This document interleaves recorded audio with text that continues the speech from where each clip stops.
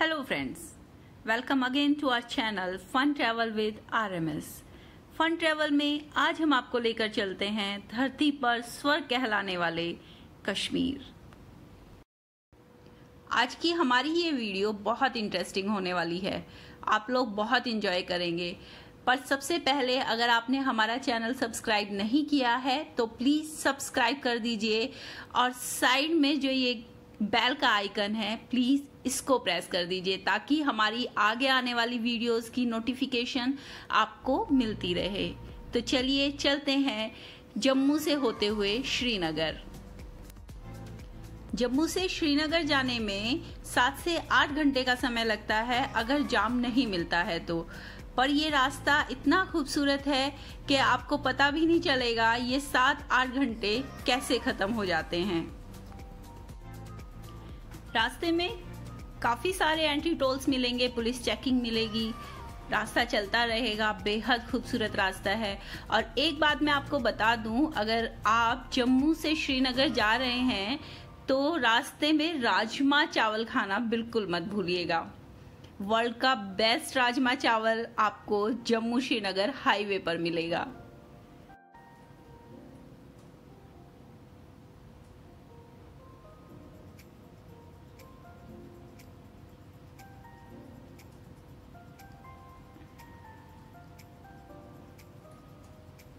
आप जब श्रीनगर पहुंचने वाले होते हो रास्ते में सबसे पहले तो अनंतनाग आता है और अनंतनाग से ही आपको बर्फ से ढकी हुई चोटियां दिखाई देनी शुरू हो जाती हैं और एक जिज्ञासा बढ़ने लगती है जब ये चोटियां दूर से इतनी खूबसूरत लग रही हैं तो इनके पास जब हम जाएंगे तो कितना खूबसूरत नज़ारा होगा, कितना सुंदर नज़ारा होगा।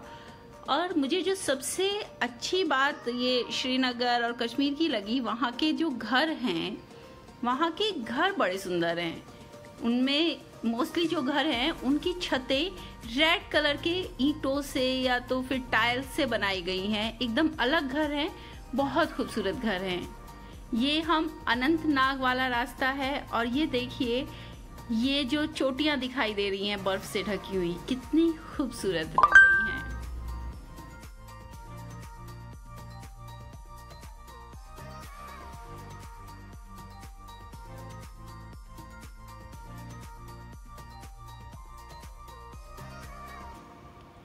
जम्मू से जैसे आप श्रीनगर पहुंचेंगे वहां जाकर आप स्टे कीजिए, होटल में चेक इन कीजिए, वहां का लोकल कुजीन्स जो हैं वो एंजॉय कर सकते हैं और फिर वहां से आगे आप प्लानिंग कर सकते हैं कि आपको कहाँ घूमने जाना है। आप गुलमर्ग जा सकते हैं, आप सोनमर्ग जा सकते हैं। हम आपको लेकर चलेंगे सोनमर्ग। श्रीनगर से सोनमर्ग जाने में 4 से 5 घंटे लगते हैं, इसलिए आपको अपनी ये जर्नी अर्ली मॉर्निंग स्टार्ट करनी पड़ेगी। आप सुबह 5-6 बजे के आसपास निकलिएगा ताकि आप जल्दी टाइम से सोनमर्ग और वहां से आगे 0 पॉइंट पहुंच सकें और समय से श्रीनगर वापस आ सकें। श्रीनगर से थोड़ा आगे चलते ही सिंध नदी शुरू हो जाती है और सिंध नदी के किनारे पर आपको बहुत सारे रेस्टोरेंट्स और ढाबे मिल जाएंगे जहां आप अपना ब्रेकफास्ट एंजॉय कर सकते हैं।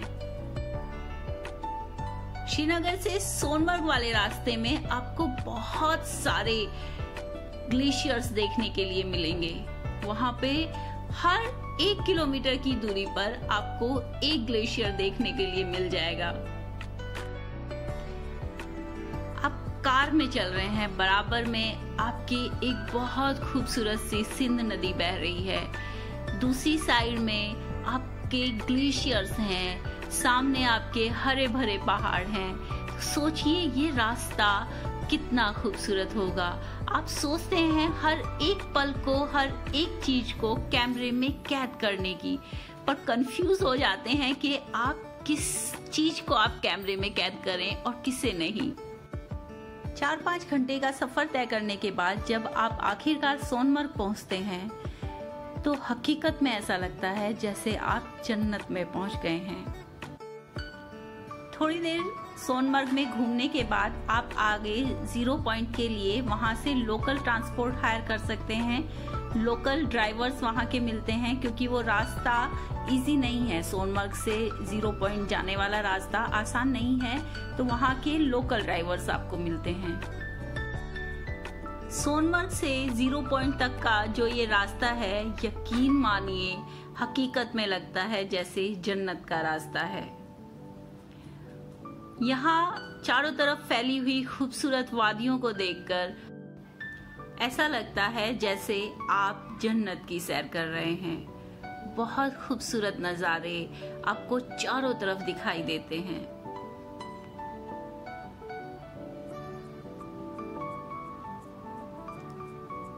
चारों तरफ फैली हुई इस खूबसूरती को देखकर उस शायर का कहा हुआ वो शेर याद आता है कि अगर फिरदौस से बर रूहे ज़मीअस्त हमीअस्तो हमीअस्तो हमीअस्त, कि अगर धरती पर कहीं जन्नत है तो वो यही है, यही है, यही है। ये कश्मीर की वादियां, लश ग्रीन माउंटेन्स, ग्लेशियर्स, नदियां और ये रास्ता, ऐसा लगता है जैसे हम जिंदगी भर इसी रास्ते पर चलते रहें, कभी कोई मंजिल ना आए, बस चलते रहें, चलते रहें, चलते रहें।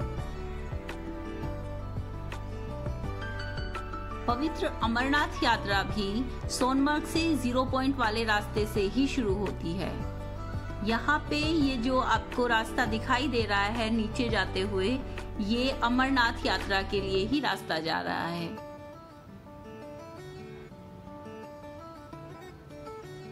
ये जो सफर था हमारी जिंदगी का most beautiful and most dangerous सफर रहा।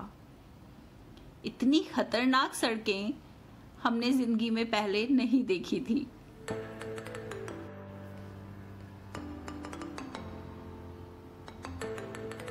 रास्ते में कई जगह आपको जाम भी मिल सकता है, क्योंकि 1 वे रोड है, काफी लोग इधर से उधर जा रहे होते हैं, तो काफी आपको जाम मिलता है।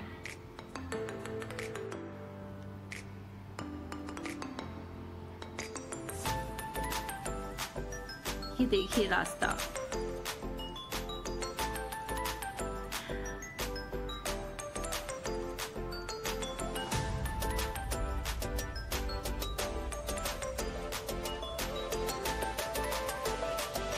पर जैसे ही आप 0 पॉइंट पर पहुंचते हैं, आप सारे रास्ते की थकान और डर दोनों चीज भूल जाते हैं। चारों तरफ बर्फ ही बर्फ नजर आती है।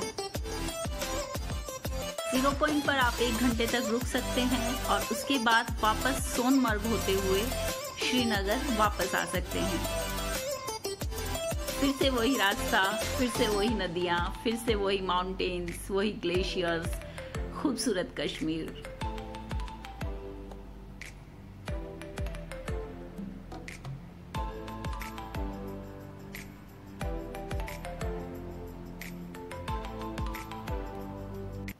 आगे हम आपको लेकर चल रहे हैं डल लेक की सैर पर। जब भी हम कश्मीर की बात करते हैं, श्रीनगर की बात करते हैं, तो पहला ख्याल जो हमारे दिमाग में आता है वो डल लेक का आता है। और यकीन मानिए डल लेक हकीकत में बहुत सुंदर है। जैसी हमने किताबों में पढ़ी है बिल्कुल वैसी ही। डल लेक में सफर करने के लिए आप शिकारा हायर कर सकते हैं, या तो फिर आप चाहें तो हाउस बोट में भी रह सकते हैं। आप बाहर होटल में ना रहें और डल लेक के अंदर ही हाउस बोट्स में आप स्टे कर सकते हैं। वहाँ बहुत खूबसूरत आपको हाउस बोट्स चारों तरफ दिखाई देते हैं। जब आप डल में सैर कर रहे होते हैं तो आप वहाँ शॉपिंग भी कर सकते हैं। जो कश्मीरी कारीगर है, स्पेशली वहाँ की कढ़ाई और गरम शॉल्स वहाँ बहुत आसानी से मिल जाते हैं। हमने काफ़ी सारी शॉपिंग की थी डल लेक के अंदर ही। और सबसे अच्छी बात पता है क्या है, जब आप डल लेक में शिकारा में बैठे होते हैं तो बराबर में आपके कोई एक शिकारा आता है जो कहवा आपको ऑफर करता है, कोई आता है जो आपको चाय कॉफ़ी ऑफर करता है। इवन आप शिकारा में बैठे बैठे ही चाइनीज फूड भी एंजॉय कर सकते हैं।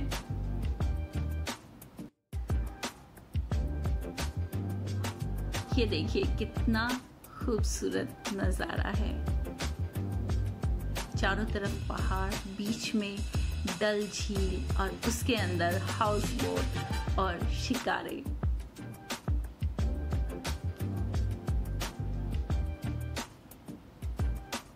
आप भले ही पूरी दुनिया घूम ले, लेकिन अगर आपने कश्मीर नहीं घूमा है, आप कश्मीर नहीं गए हैं, तो कहीं ना कहीं कुछ छूट जाता है, कुछ रह जाता है। ये चिनार का पेड़ है। अभी हम शालीमार गार्डन में हैं।